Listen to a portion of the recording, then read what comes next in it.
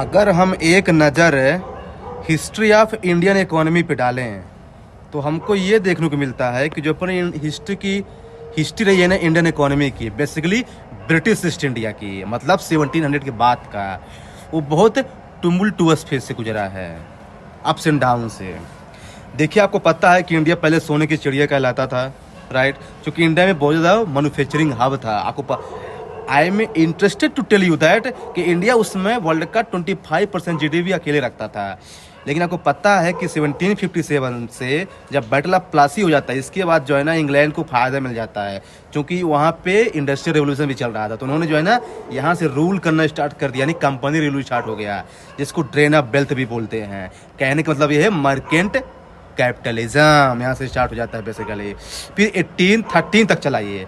1813 का रेफरेंस इसलिए दे रहा हूँ क्योंकि 1813 में चार्टर एक्ट के थ्रू ओपन ट्रेड अलाउ कर दिया गया था, जिससे इंडिया में पूरी तरह से डी इंडस्ट्रियलाइजेशन हो गया बेसिकली ब्रिटिश के फेवर में।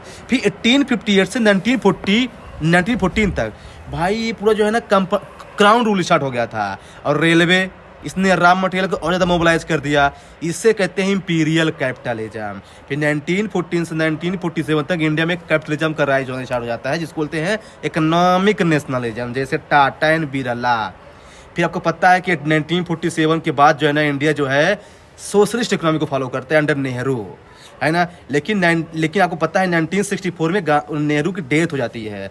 इसके बाद जो है ना इंडिया जो है थोड़ा सा नए नए लीडर को देखा, जैसे लाल बहादुर शास्त्री। इन्होंने किसानों पे फोकस किया, जय जवान जय किसान। लेकिन ज़्यादा दिन तक रहे नहीं ये। इंदिरा गांधी आई, ग्रीन रेवोल्यूशन, बैंक नेशनलाइजेशन, ये सब चलता रहा।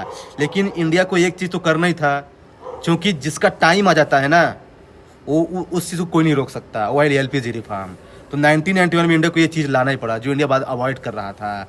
आपको पता है कि आज का जो ग्रोथ है बेसिकली ना वो LPG रिफॉर्म से पास हो रहा है। तो अगर मैं समराइज करूं बेसिकली, तो जो प्री कॉलोनियल था ना वो मैन्युफैक्चरिंग हब था, कॉलोनियल बेसिकली डी इंडस्ट्रियलाइजेशन था, आफ्टर इंडिपेंडेंस बोल सकते हैं सोशलिस्ट था, और आफ्टर 1990 मार्केट लेड इकोनॉमी हम लोग फेस कर रहे हैं। तो कहने का मतलब है कि ब्रिटिश इकोनॉमिक हिस्ट्री की बात करें तो उन्होंने they have try to integrate without development, growth without equity and modernisation without transformation. यही है इसका समरी पूरा बेसिकली।